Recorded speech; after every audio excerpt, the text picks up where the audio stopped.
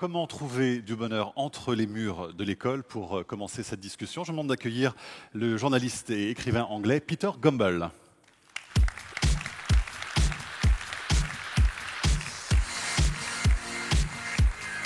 Voilà, on va s'installer là.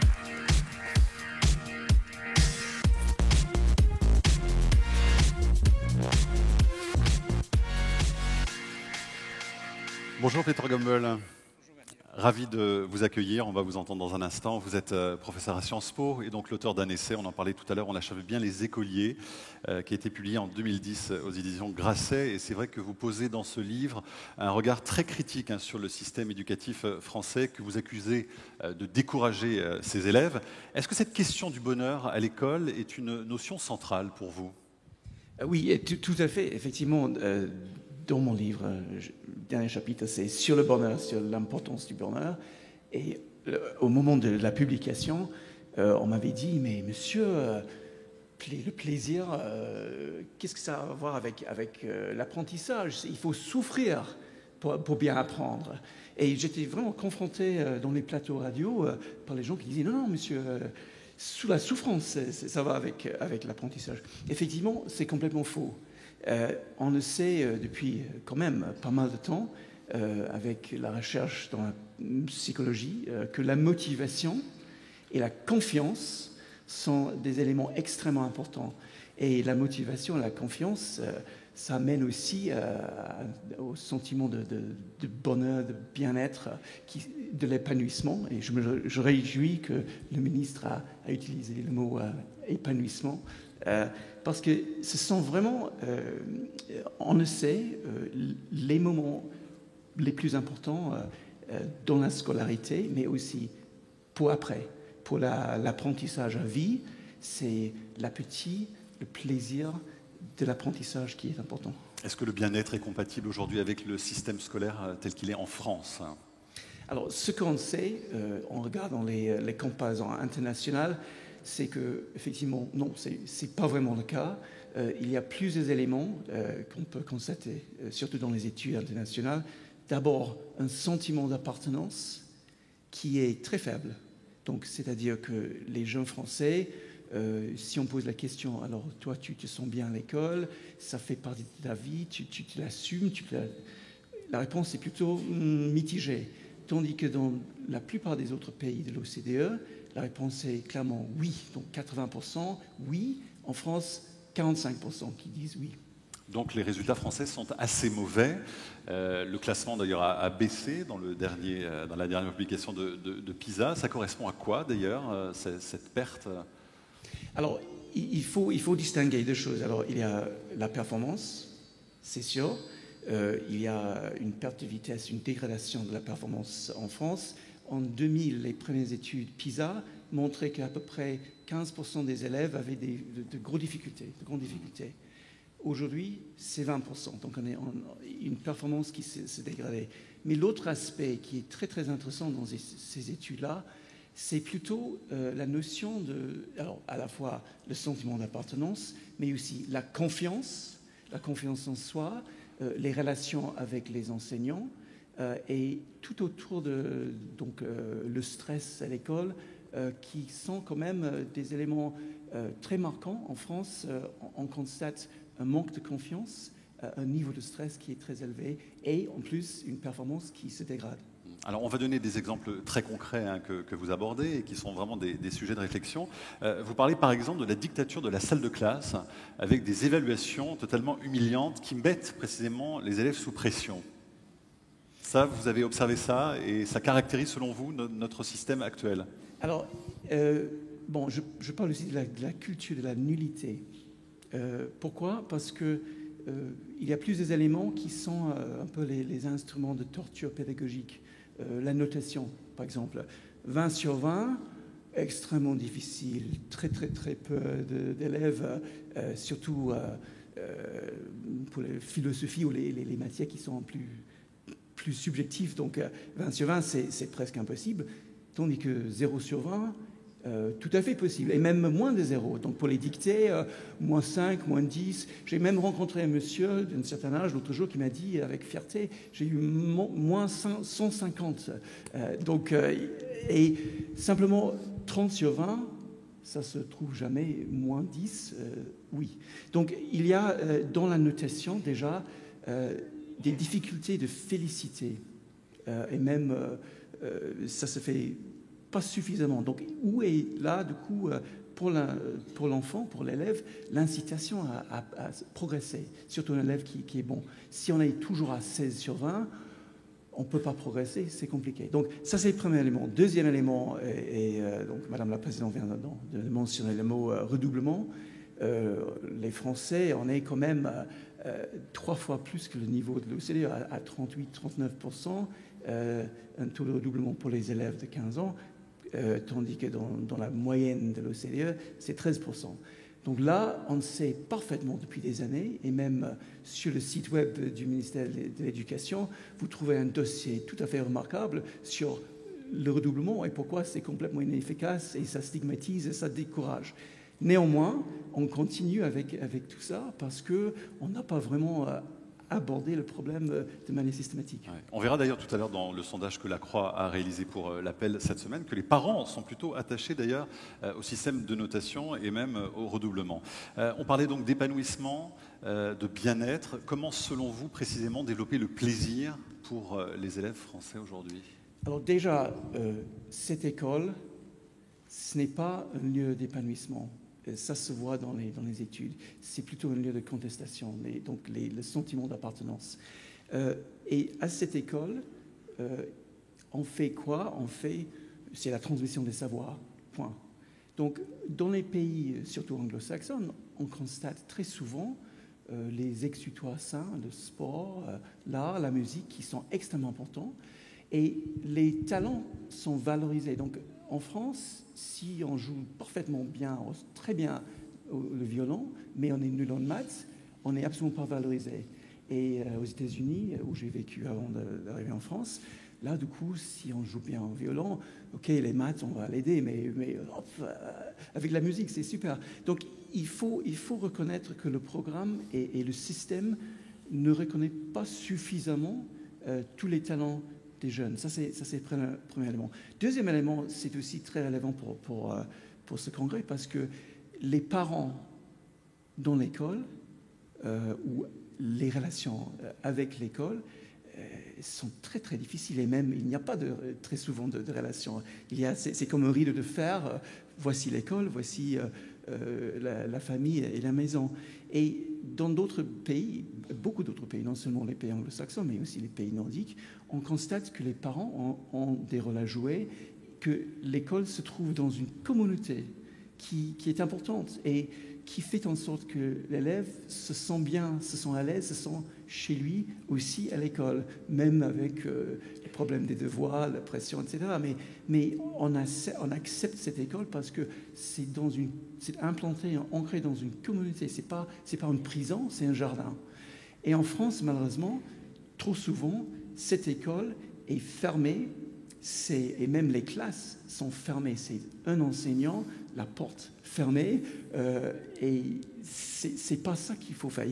Alors dans les pays qui ont bien réformé le système, on ouvre les portes. On ouvre les portes de l'école, mais on ouvre aussi les portes de la salle de classe. On a plusieurs profs à la fois, des groupes. Évidemment, l'enjeu majeur aujourd'hui pour l'enseignant, c'est gérer une classe hétérogène. Et on peut faire ça plus facilement en petits groupes. C'est très intéressant de voir sur la vidéo. On est tous assis, toujours en France, de face au magistrat dans les rangs. Si vous allez dans d'autres pays, vous trouverez des groupes, des petits groupes, parce que c'est important de bien travailler ensemble. Donc voilà, ce sont ce genre de choses qu'on devrait peut-être regarder avec cette réflexion plus importante sur l'avenir de l'école. Alors encore un mot sur les parents quand même, avant de parler des enseignants. De quelle façon vous les intégrez réellement à l'établissement scolaire ? C'est-à-dire, vous pensez qu'il faut mettre les parents dans la salle de classe ? Non, effectivement, là, du coup, on arrive dans une situation délicate, mais il y a des... Alors, ce que je constate, c'est ici en France, très souvent, les relations entre parents et enseignants sont très crispées. Donc, comment mieux intégrer les parents? D'abord, tout ce que j'appelle l'exutoire sain, donc la musique, le sport. Aux États-Unis, les papas sacrifient les samedis pour coacher l'équipe de foot de l'école. Donc ça, c'est classique. Un autre aspect, c'est aussi, par exemple, les évaluations. Ici, on reçoit le bulletin scolaire par courrier avec les notes. Il y a les conseils de classe, évidemment, mais dans les pays nordiques, ce qu'on constate, c'est par exemple donc la procédure d'évaluation et autres. Par exemple, il y a une auto-évaluation par l'élève, donc qui dit ceci sont mes points forts, ceci sont mes points faibles. Ensuite, il y a l'évaluation de l'enseignant et les trois parties, donc les parents, les enseignants et l'élève se mettent autour d'une table et ils parlent de la performance et les faiblesses et les points forts.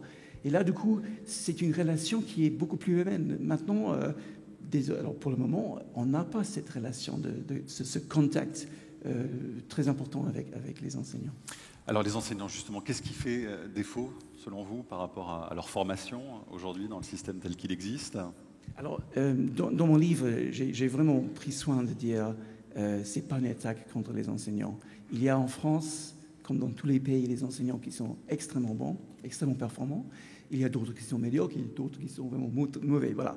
Mais la différence, c'est quoi? C'est la formation, d'abord. Les pays qui connaissent la réussite scolaire, par exemple la Finlande, elle a commencé une réforme de l'école il y a 30 ans par une refonte de la formation des enseignants. Et c'était vraiment le point de départ extrêmement important. Donc voilà, ça c'est clair. Aussi, donc le ministre l'a bien dit, il faut valoriser les enseignants. Ils ne sont pas valorisés ni au niveau salaire. Effectivement, les enseignants français sont mal payés par rapport aux autres Européens. Ils gagnent même moins que les Grecs. Bon, on attend la chute de l'euro, à ce moment-là, ça va changer peut-être. Mais ça dépasse simplement une question d'argent. C'est aussi une question de la place de l'enseignant dans la société. Et aujourd'hui, malheureusement, un enseignant qui n'est pas très bien formé ou pas du tout formé dans la pédagogie, très bien formé dans la matière, mais pas du tout dans la pédagogie ou très peu, arrive sans aucune expérience devant la classe, très mal payé et géré par un système RH du ministère qui consiste à dire alors voilà, tu as aucune expérience, donc on te met dans les écoles les plus difficiles. Pop. Voilà. Évidemment, c'est un métier très dur, très compliqué.